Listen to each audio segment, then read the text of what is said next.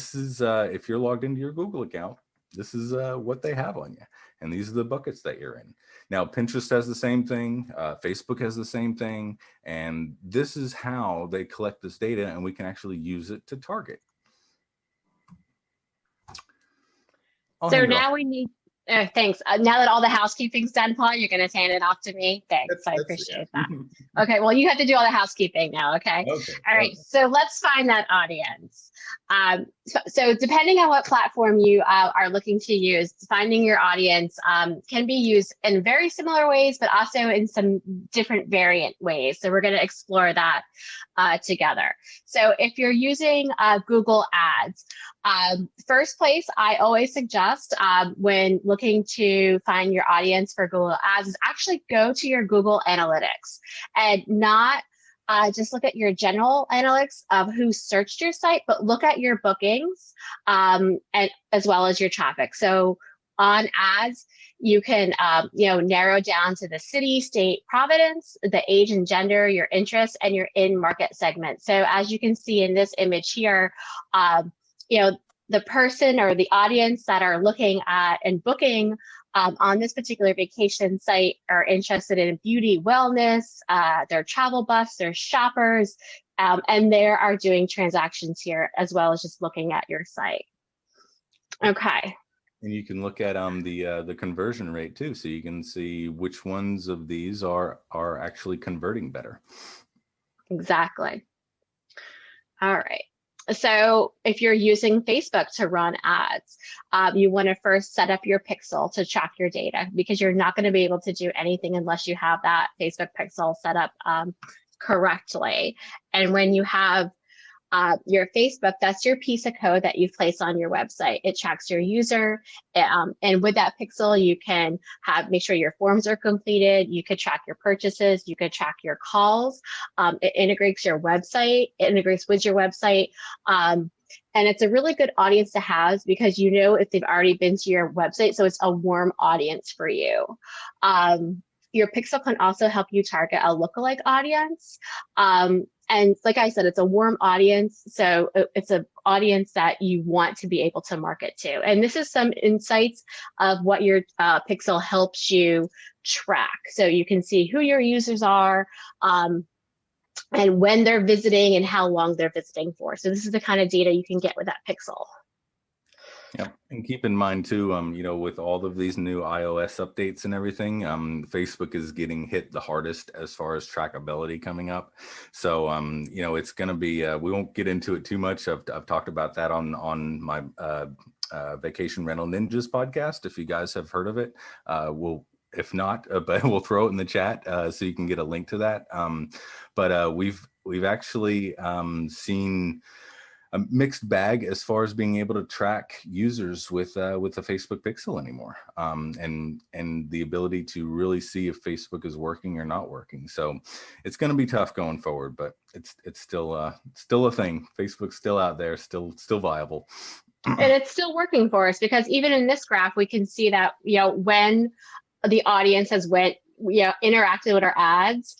So if we have a small budget and we are not sure, exactly when to run our ads, this graph shows us when our audience is interacting with our site and with our ads. So we can definitely know the best time to run those ads if we're working with those small budgets, right, Paul? Oh yeah.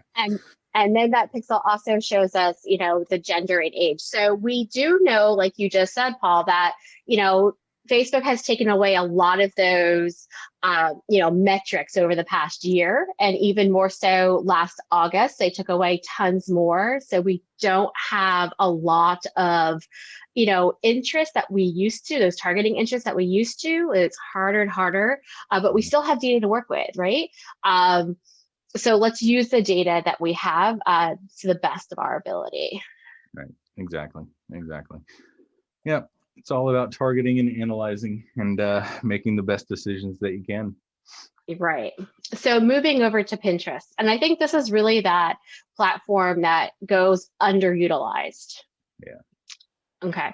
So we can do the same thing here on Pinterest that we can do in Google Analytics, that we can do on Facebook. And, this chart shows us here is, getting that, pixel, getting that tracking done on your Pinterest account, you can narrow down, the interest that your audience has and that have interacted with your pins and your website by category. So in this account, we do manage our clients' Pinterest accounts if they want us to. But this client's account has their audience is interested in home decor. And by clicking on the home decor, since that category is bolded, it shoots us out that side, menu and tells us what those top interests are. So by having this data in front of us, we can try to really narrow down the audience even more of what our audience interest is to target those ads to them. What would you say? Sorry. Oh, go ahead. Ask a question. What would you say this Pinterest demographic is? So if Facebook is sort of, I don't know, older, 40 to 60, Insta's younger, where do you see Pinterest sitting? As far as demographics wise? Yeah. Yeah. It is primarily female based, and between the ages of 35 and 45 is the primary demographic. But we have some new data coming up, Paul, right? That we want to share with everybody today too, as far as ages. Yeah, exactly. Yeah, and it's actually shifting. Right. And sorry, have I jumped the gun? No, it's okay. No, it's perfectly fine. It makes us think better. It makes us think better. Awesome. Okay, so now there's lots of talk out, on the internet about the new personas that are happening. And this has been mentioned, by bookit.com. It's been mentioned by Pinterest. It's kind of mentioned all these different arenas. So this is our take on it. And we were really kind of following that Pinterest model here because that's what the platform that we work on with some of our clients. So we thought it was more relatable here today. So these are the personas. And I want to mention that this is really important because gone are the days of the obligation travel and the copycat itineraries. And to me, that's really important because, families that are taking, 5-6 families at a time, or they're just doing those copycat itineraries, those days are gone by. And now those families are reducing in size. It's maybe 2-3 families are going on holiday at a time. And it's just no longer having to just copycat those itineraries. So here are the personas. We have our weekend travelers. They're road tripping, finding the scenic routes. The foodie traveler, they want to eat like a local. They want to find those great local restaurants and experience the food of the local area. Let me preface this. These are actually Pinterest created personas that you can target individually. They created these just for this specific purpose to be able to target them. Yeah. Keep that in mind as we're going through these. Yeah. So next up, we have the bucket listers. They are dreaming big and traveling far. And then the digital nomads, the workation inspired. And I want to focus on the digital nomads for 1 second, because they are the new road warrior. They're flexible in their travel dates. And Pinterest has seen that 50% in searches for topics related to digital nomadism this year. So 50% increase compared to 2019. And 1.6 times increase in searches related to nomad trailers and campers this year versus 2019.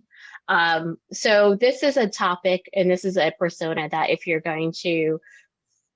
think it fits your business model and profile of your client, this is the one I would suggest going after too. Let's develop some content around this one. Okay. I like important a bit. Yeah, definitely. We have action items. Action items, takeaways. Okay, so we have culture chasers, dream, explore, and discover culture and tourism. And then our outdoor junkie, finding new trails and roads less traveled. And some people call this the wanderlust persona as well. Outdoor junkies crave the outdoors. This traveler segment saw massive growth during the COVID-19. They're driving interest for travels all over the world. So for me, the statistic really kind of blew my mind. Compared to 2019, the outdoor junkie search terms grew 150% on the Pinterest platform in 2021 compared to 2019. So people are looking for this. So, you know, Paul, you mentioned action items. This is an action item that I would take to create that content over this persona. Okay, and then here we have our memory makers planning for memories to last a lifetime in rural tourist, small town, big charm, and hitting the roads. And for this one, I'd like to emphasize the rural tourist. You know, those, they want to get away from the crowds, seek out big space or small spaces. They're looking for cozy characters and quaint shopping experiences. So you might think like a lot of these are going to overlap and a lot of them are similar, depending on, you know, certain characteristics. But, you know, it's all about fitting your business model and fitting what the travelers do. Depends on what city you're in and what area and what people like to do when they come to your location. So when you're looking through these, you know, keep that in mind as you want to try to target them. And you know, and again, if you need help with this, if you need help with any of this targeting and any of this work, that's what ICND does. So if you need that assistance, let us know. And I forgot to mention as well, I totally lost my track of thought. We actually are extending a offer to ASTRA members. If you redesign a website with us and come over on board, we are providing 3 months of free hosting for you. And then we'll work with you on the conversion rates and everything, always do with our international clients. But I did want to throw that out there because I forgot to mention it. So moving on. All right. Okay. So kind of the similarities, as I said before, is like all of these platforms have similar ways to target, right? So they all target based on in-market audiences, which is what people are looking for at the time, their interests, which goes back to the buckets, what they are interested in all the time, demographic information, geographic information, customer lists, keywords that they have searched before, browsing habits, and then travel intent. Every one of these has a travel intent bucket, and that's really cool. We'll get into more of that in a bit. But when we're talking about in-market audiences, we are talking about what people have searched for and what they're interested in at this very moment. They're in the market for what? A new mattress or a vacation. They're in the market for this. So both Facebook and Pinterest offer targeting based on the platform interaction and the website interaction. So you can see two different sets of data, whereas Google, you don't really, you have what they have collected about the audience. So when we talk about interests, now interests are what people are always interested in, not necessarily. Now, hold on, Paul. I want to go back 1 second. Okay. Because when we talk, I want to go back 1 second, because when we talk about Pinterest audiences, we have a couple different audiences we can talk about, but we have our engaged audience on Pinterest, those are visitors who are actively engaging with the pins originally from your website. And then we have our website visitors who are visited our website from Pinterest. So we have variants within the audience there as well on Pinterest. So that's where that platform gets a little more complex to really target our audiences and get to know our audience better. Right. We have to remember that one point there. Pinning things like crazy based on where they're wanting to go. Right. But they never visit your website. So that's how you can target them, you know, get them engaged, get them to your website, you know, book direct. That's always book direct, right? We want them to book direct as they have to go crazy pinning and saving. This is correct. Yep. So yeah, that's a good point. Sorry about that. Yeah. Okay. So with interests, I mean, interests again are what people are always interested in. And you know, these change based on over time and there's you know, fluctuations, but these are pulled from from Google Ads, from Google Analytics, from Facebook, from Pinterest. All the different screenshots on here are different places. Like the top right one, that's Facebook. I mean, you can target people who are interested in holiday travel and wine, food, if they're foodies, and you can also target people who match who have been to Kayak and to Expedia, and you know they're interested in travel. So you can target those people and try to get your ad in front of them to stop them from booking on those websites so that you can book more direct. Same thing with any of these. Demographic, pretty much self-explanatory. Age, gender, that's with all of them across the board. There's the geographic. Now, obviously, you can target where your business is coming from, where the travelers are coming from.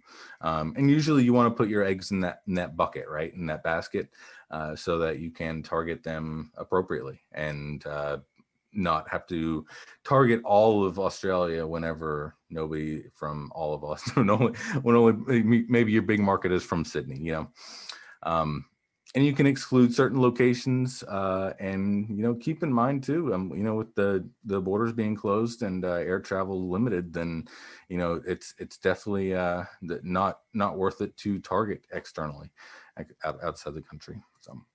Right. So watch your budgets and save your budgets, and shift your budget too, right? Like we were saying, depending on season, make sure you're moving your budgets around to accommodate that.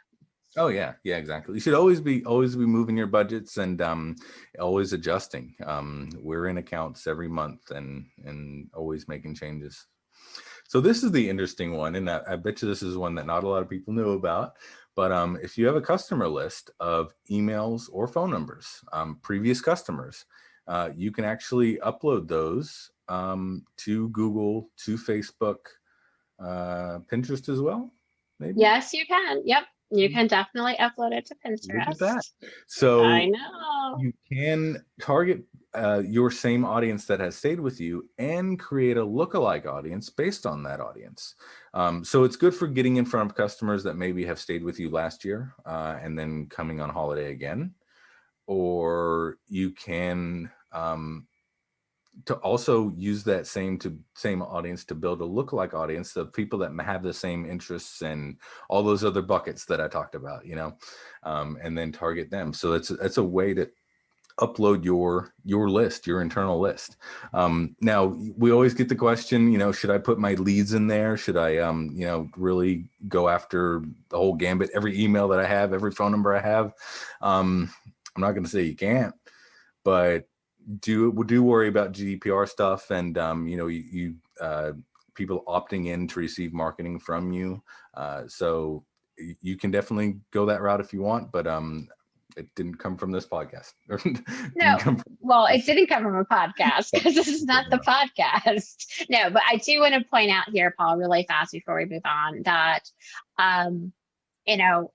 be aware of the platform rules that you're using. So like we know with Google, you can only upload Gmail addresses, you can't upload like Hotmail, things like that. So make sure you're following the rules of the platform before you go ahead. So make sure your lists are good and they're formatted correctly. So, do that homework before you start uploading your lists. Yep. And that's exactly how I upload my list. I just feed them into a computer, just like that on that graphic. That'd be nice, right? Yeah, right. All right. Oh, so. All right. So again, guys, if you have any questions, put them in the chat or interrupt us. That's what we're here for.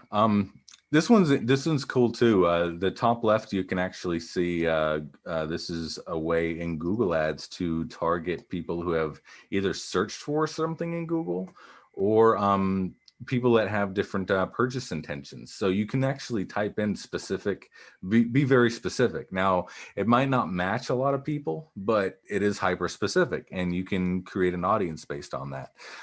These are all very down the funnel ways of doing this. And, I'm just letting you know that these are out there and, talk to your development company if and your marketing company to try to help you do this stuff. But we're just letting you know it's out there, it's available, and if you need help, let us know. So I'm going to say here with this one for Paul, with those keywords, especially for Pinterest, put your Pinterest playbook in place first before you just start typing keywords, into the system to start, generating ads or creating pins with these keywords, because you talked about in the earlier slides, all these different ways to create these audiences and all these different ways to get in front of these audiences. But think about the keywords that are specific to your audience before you just start putting all kinds of crazy keywords into the system, right? We want to make sure that this is working.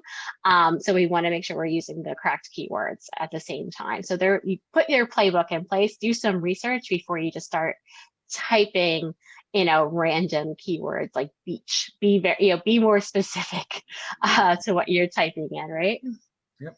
And most of them will tell you, you can see on the right there the audience size of narrow or broad. And all of these tools will tell you if you started getting too narrow, then it'll tell you. If you're too broad, it's too broad. Then just play with that needle. And of course, like I said before, you can target based on browsing habits. Remember the buckets?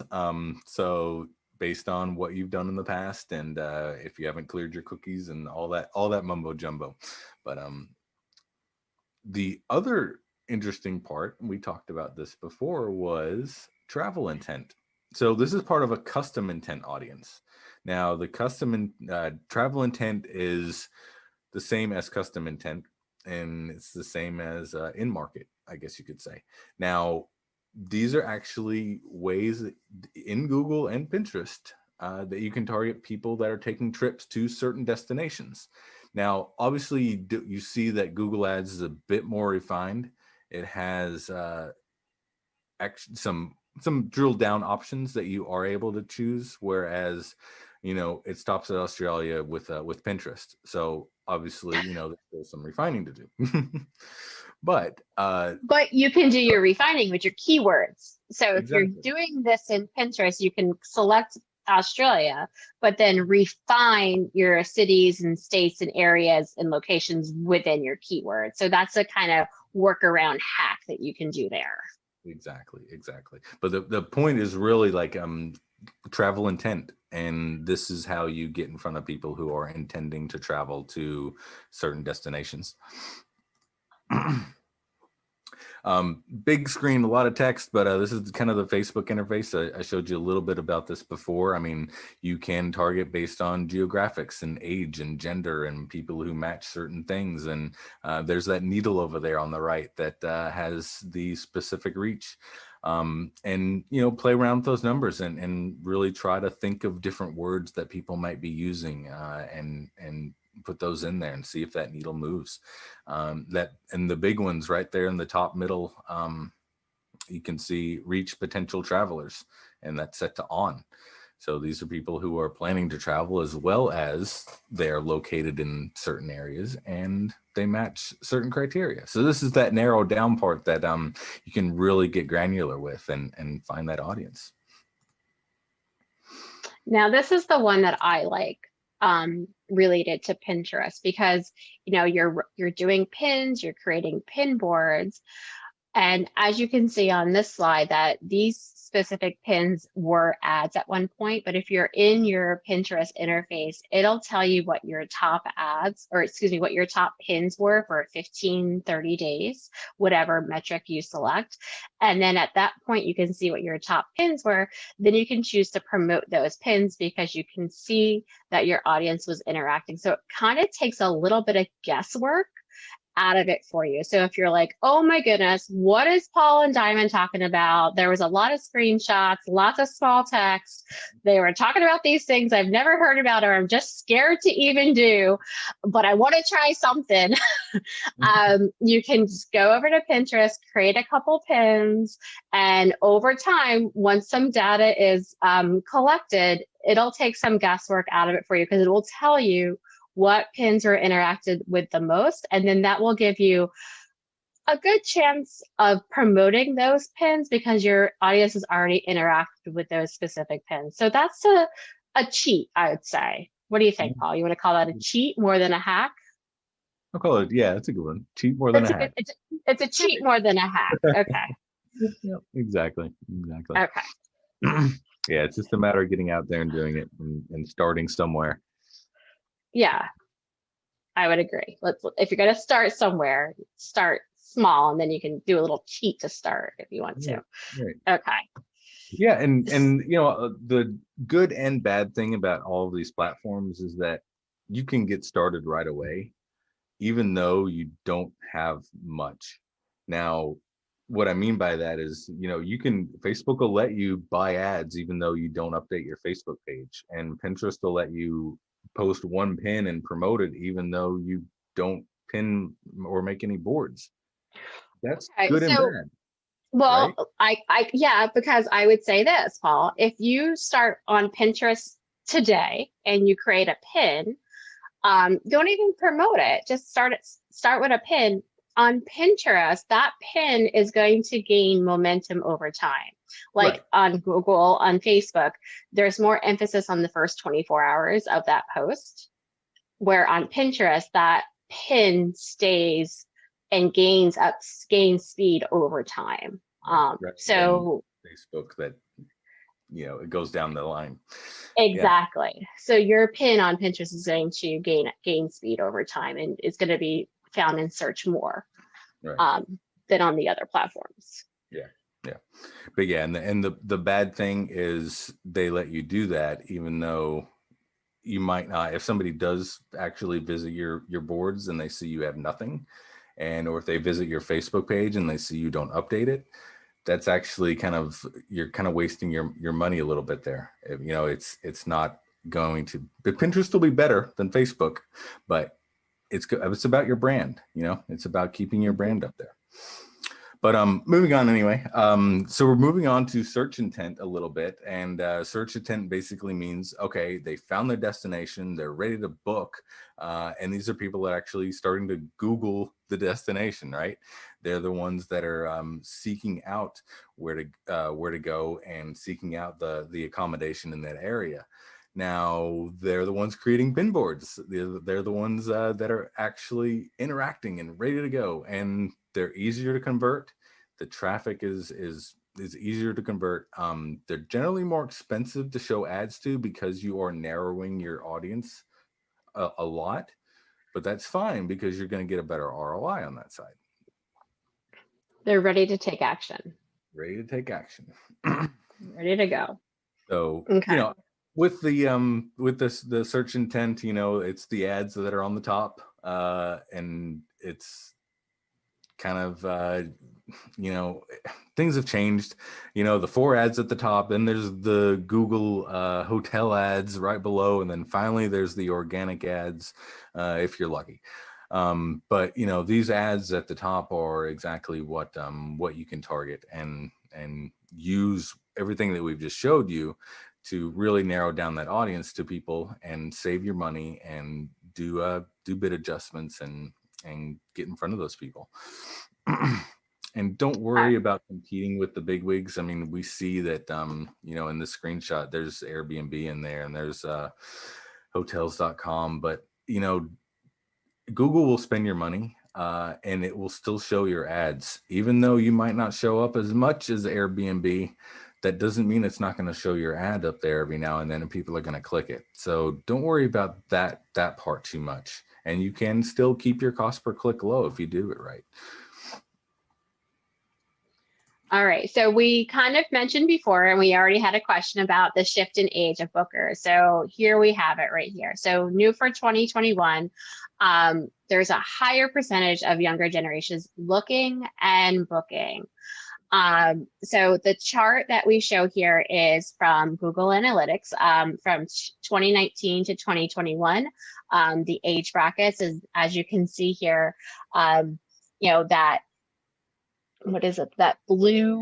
Yeah, the green slice is the 18 to 30 to 24-year-olds. And that's the one that grew quite a bit.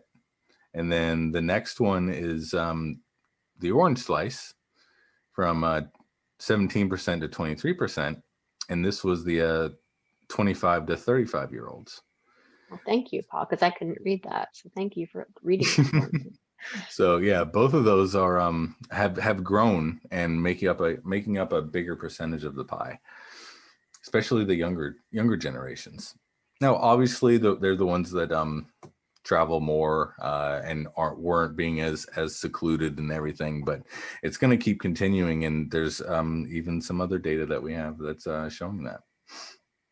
So flipping it over to Pinterest, this data just came out this morning, or for me, I just saw it this morning, which I think was, but for Gen Z, the number of searchers per pinner have increased 31% year over year, while the number of searchers within the audience has nearly doubled, 96% year over year. So I thought that was a very interesting statistic as well, because you and I have been talking about the shift in ages and bookers. So they're seeing it on the Pinterest platform as well. That everything is shifting younger. Can I ask a question? Yeah. Oh, sorry, my video's off. Would you say that these Gen Z and millennials and the 18 to 34-year-olds, would you say they're moving away from Facebook and going more towards TikTok and Pinterest and other platforms? Well, I would say, Paul, I think we're going to say the same thing, but I would say that Paul and I have a couple scenarios where we've seen them moving to Instagram, and we have not had anything on our presentation today for Instagram. So I would say the more visual platforms is where they're moving toward. So know your audience and market to your audience on the social platform that uses that platform. So, the 44 to up is, we know that they're, interacting on Facebook, but we know that the 18, or excuse me, I'll say like maybe 25 to 34s are using those more visual platforms like Pinterest and Instagram. So do your marketing, your social media marketing on there. And Facebook owns Instagram, so the data is the same as far as targeting them. It's just a matter of which one's going to pay off better. I mean, you can run the ads simultaneously right next to each other and see if Instagram is working better than Facebook. But yeah, it's going to start getting. I do feel it's going to start getting less Facebook-y and more visual platforms. But kind of the shift is going to be those bite-sized nuggets that people are going to have to start putting out, because it is harder to get good interaction and likes and followers with TikTok and Instagram these days, just because of the way that they're set up. They're not set up for direct links to your website. They're set up to house a persona, I guess, and you can interact with that person rather than interact with a company. It takes a bit to actually dig down to start. You got to know what you're doing in order to find that company, but it's getting there, and we're going to start seeing that shift. I really think so. I just know from myself that I've moved away from Facebook to Instagram. Mm-hmm. I'm not in that age bracket, but I just was wondering. So I just thought, are they moving as well? Yeah.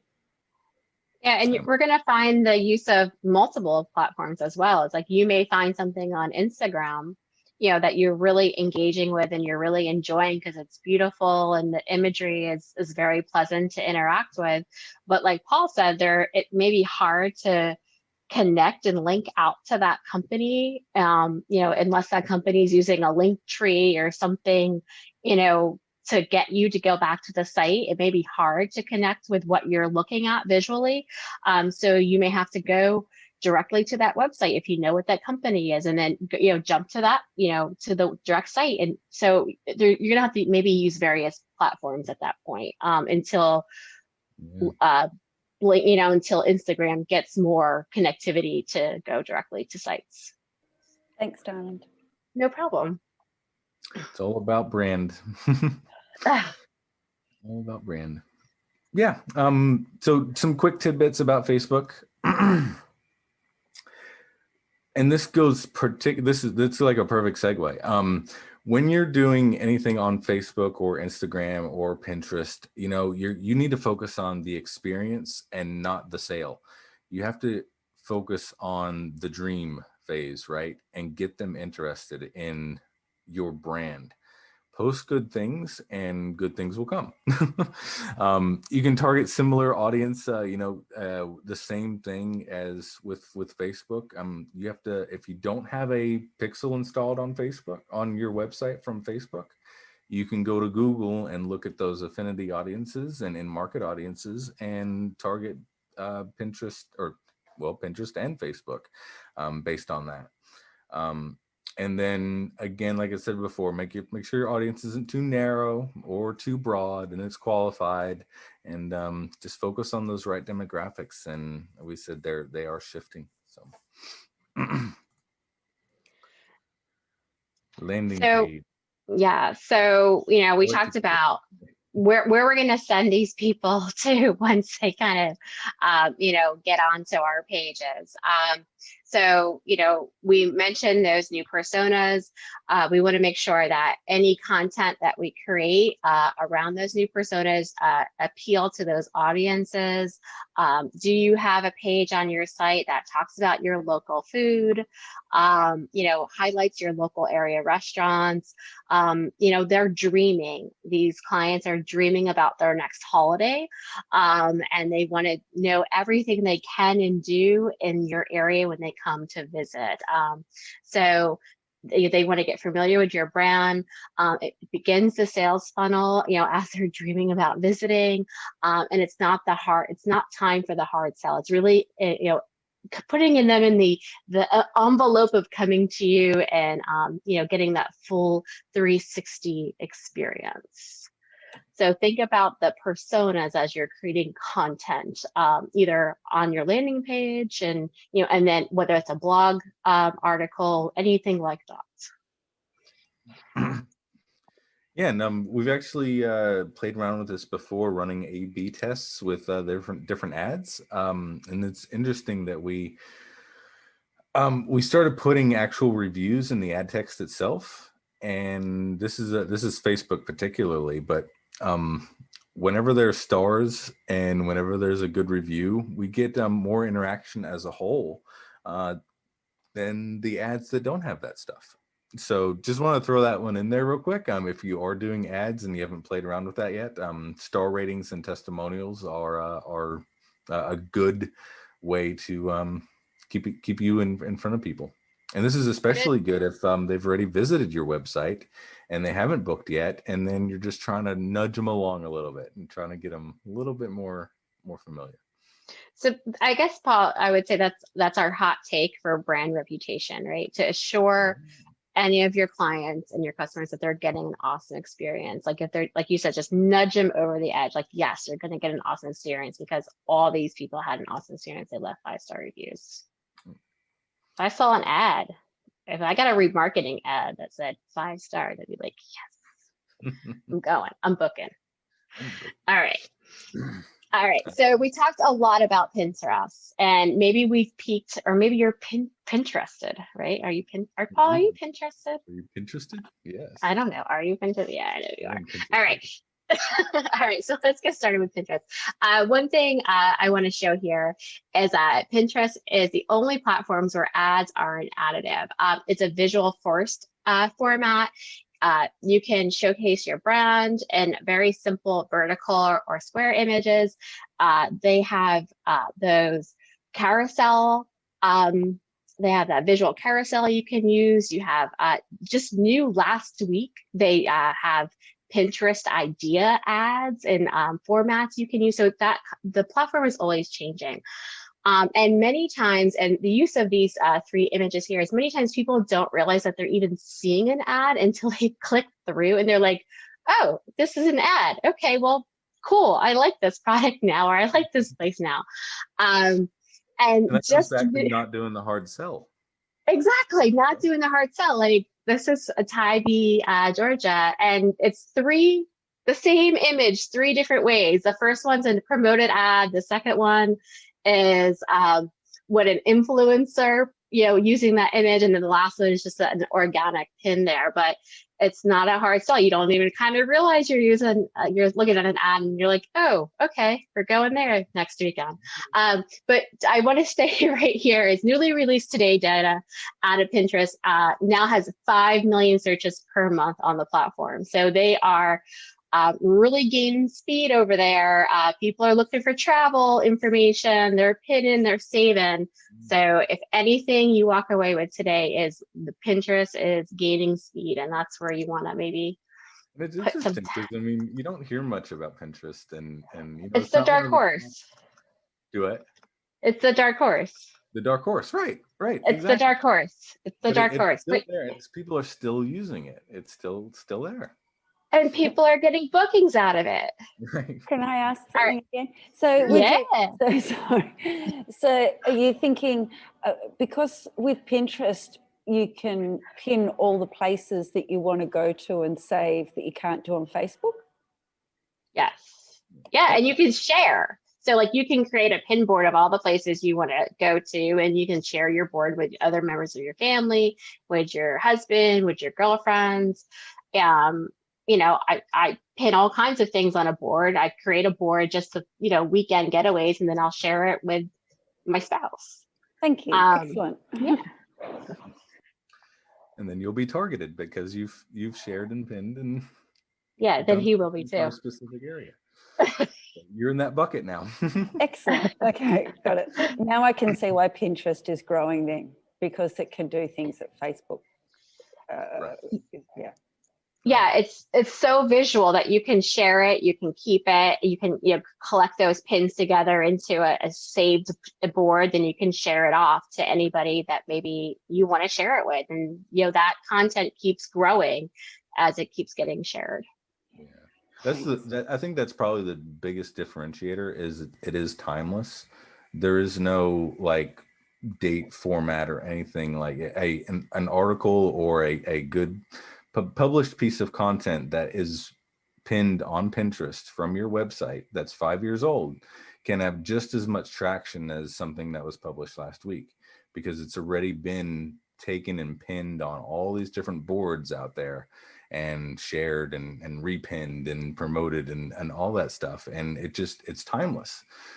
If you can crack that egg and do it right, it's really cool. That's interesting. I didn't know. Thank you. Mm-hmm. So now that we have you really interested and you want to get started, there's just a few tips we want to let you know before you're going to go dive in there.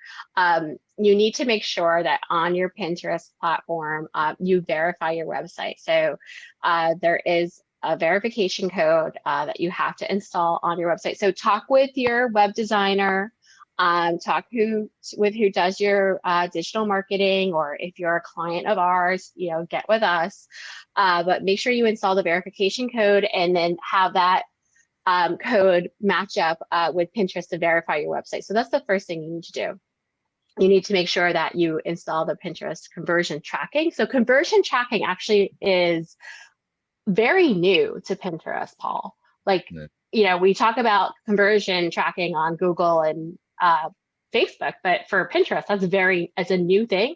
So you need to make sure you have your conversion tracking installed correctly in order to see that ROI and your bookings made. We've seen it with clients of ours. So you want to make sure that we can actually track those bookings that come from your pins.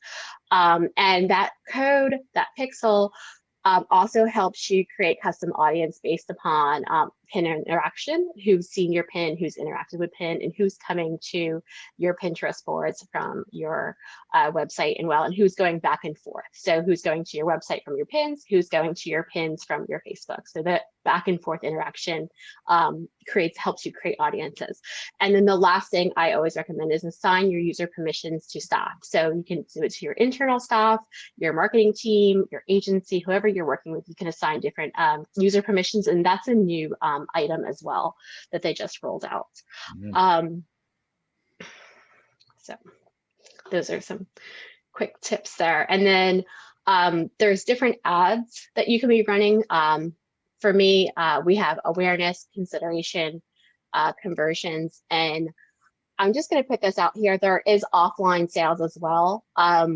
Most of us don't have in-store purchases. We're not going down and purchasing a handbag or a vacation in-store, but that is an option, that there is offline sales that you can track in your Pinterest as well. And that would be, you can upload a document, a spreadsheet in order to track those. But finding your perfect audience. So we talked about in the very beginning how you can target by location and, you know, get your audiences put together. And the new travel personas specifically made by Pinterest, this is where you would drill that down and really find these personas.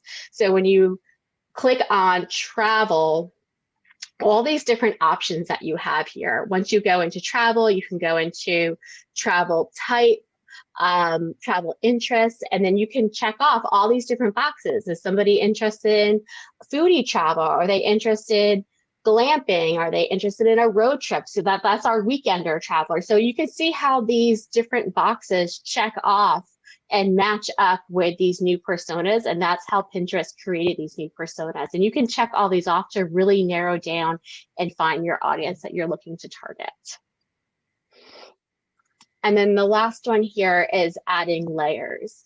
You know, like above, we have all the same checks that we can do in all the various platforms. But in Pinterest, there's automated targeting. And just be aware of that, because everything that we talked about above would go to the wayside if you check off on automated targeting. With automated targeting, Pinterest picks your best audience based upon the details of your pin. So that's great if you're just getting started and you're uncertain how to use these great tools and features.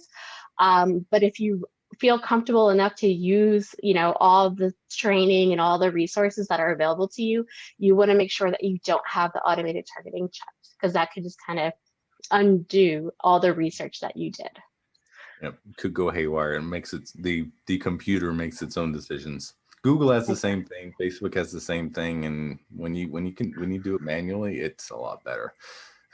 It works out a lot. You don't want all the research that you might have done just to go out the window because you checked the wrong box.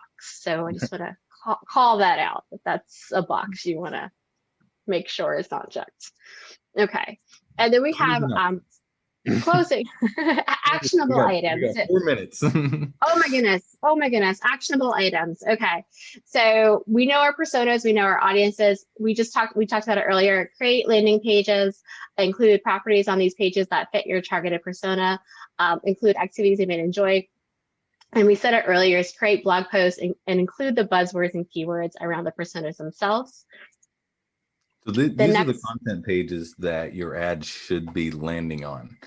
Not necessarily the ads that you're trying to get the bookings. These are the high level ads that can actually go back to these pages and get them more engaged with you.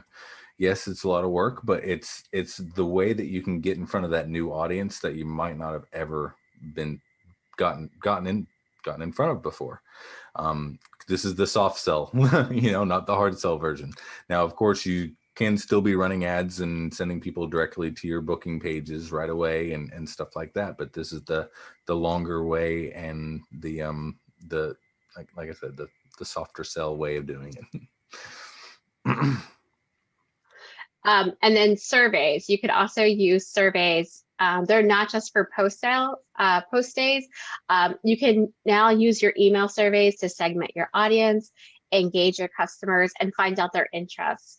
I mentioned a little bit earlier that that obligation travel and mass itineraries have kind of gone to the wayside. So you can send out a survey asking, you know, are you planning to get a place with 4 bedrooms compared to 10 bedrooms.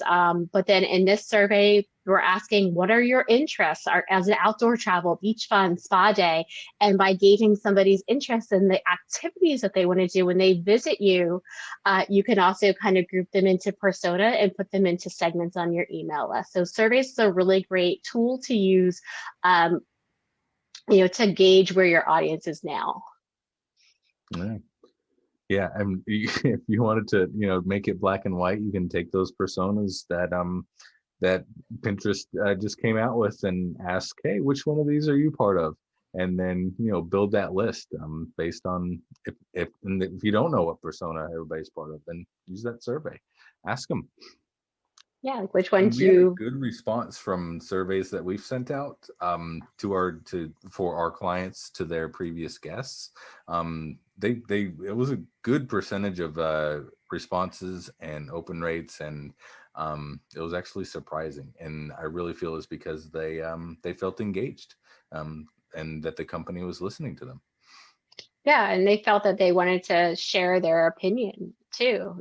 Things are different, right? Everyone has something new going on in their lives, and somebody asked them right. What is the old adage? Like you don't know unless you ask the right question. Right. So our clients are asking the right questions to their clients, and they want to give them the answers because they're being asked the right questions. Yep. All right, so you can also use YouTube video ads, Instagram ads, Instagram lists. We have an entire presentation about social influencers and oh my goodness, yes we do. This was pretty big too, and it was really cool. It's a deep dive just like we did today. If you're interested, reach out and let us know. And then obviously the Google vacation ads is coming up. And we'll just put a pin in that one until I am the office representative for Google Vacation Ads. So if you have some questions, reach out to me about Google Vacation Ads. So definitely. All right, Paul. Well, great chatting with you today. All right. Now, on a serious. Here's our info, and if you have any questions, please don't hesitate to reach out. We are open